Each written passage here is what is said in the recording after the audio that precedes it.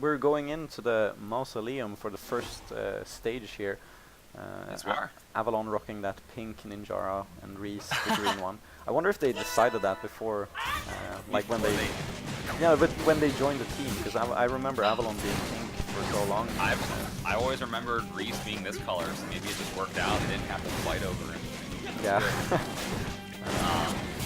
All right, so it looks like we have Reese opting for the Chakram and Roaster, which gives him a bit of an advantage here, able to punch right through the Tri-Blast, and you can see that he's just trying to kind of keep Avalon at a distance and do this sort of zoning tactic.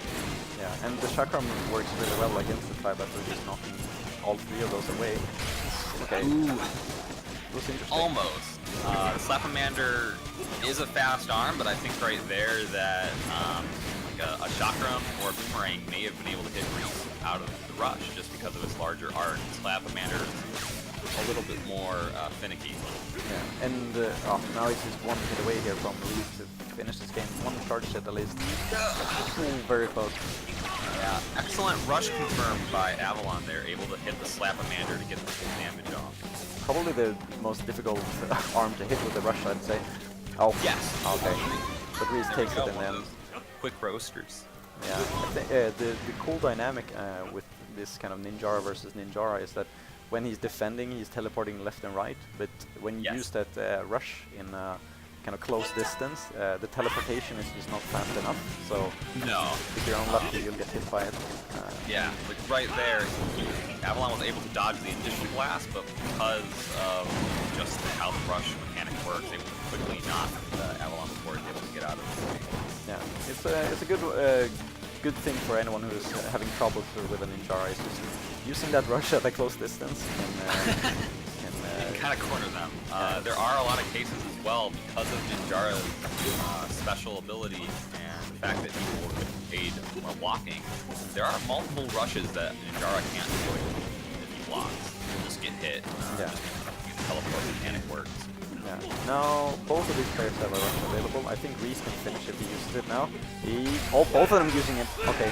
Reese takes the first one game here and takes a 1-0 versus the team Very leader. effective there. Now I wasn't able to make sure, but again, the Roaster being on the same arm as the Tri-Blast, Roaster can just punch right through that, even if Avalon throws it out. Yeah, and as someone who uses Roaster a lot, I was also noticing how Reese was very much so hitting a lot with the Roasters. That's and it's not an easy feat because it doesn't have that homing that Toaster has. Oh no.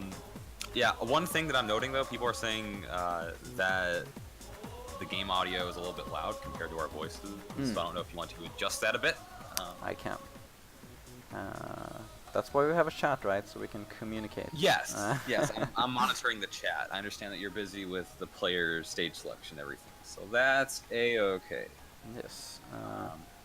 But yeah, I think right there we saw a lot of Reese reading Avalon's movement patterns and where he was going to move, and essentially throwing out the Roaster when either Avalon didn't have a arm ready yet, or he threw out the Tri-Blast, which slows him down significantly and doesn't allow him to break through the Roaster.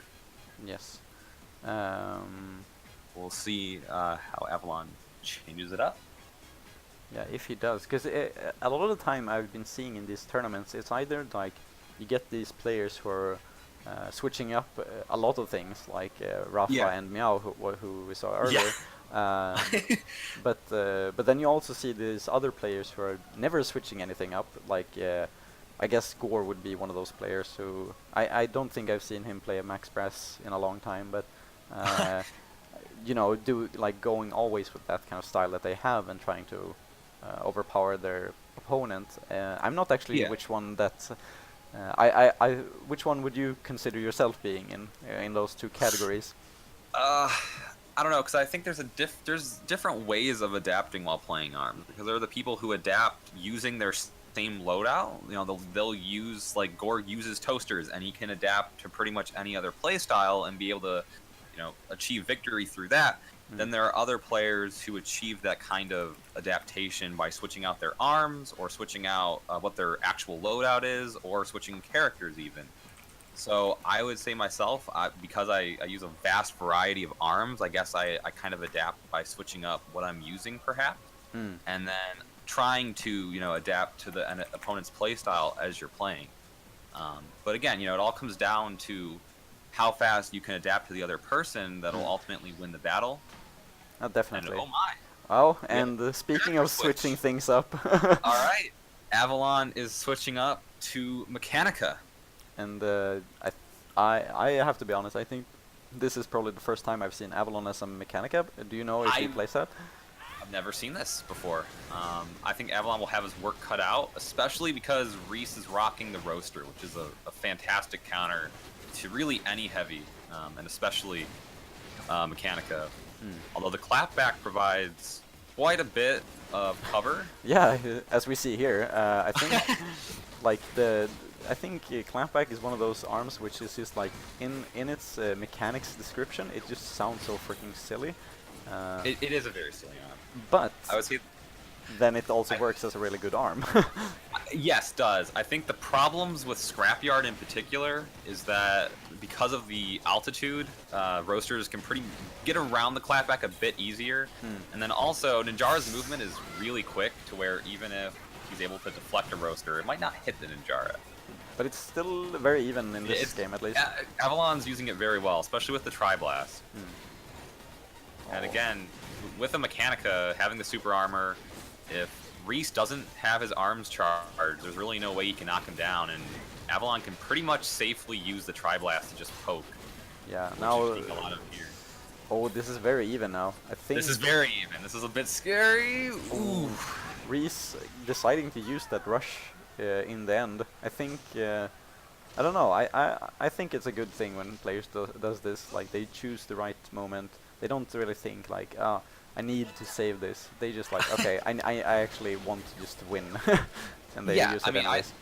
I would say you see Gore do this the most, where even if he is at like a set 100% to like 30% lead or something, he's losing, he'll still use Rush, and he's not afraid to use it because he knows he can get it back. Yeah. And I think there's a fine line between that, and it's important to realize when it's just, all right, use Rush.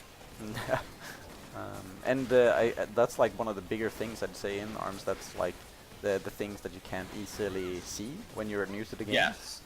It's a lot of mind games that go on about how do you use Rush and when to use it. Exactly. Right here you can see Reese kind of taking to the edge and trying to get that height advantage on Avalon, because from that height the clapback really can't help him.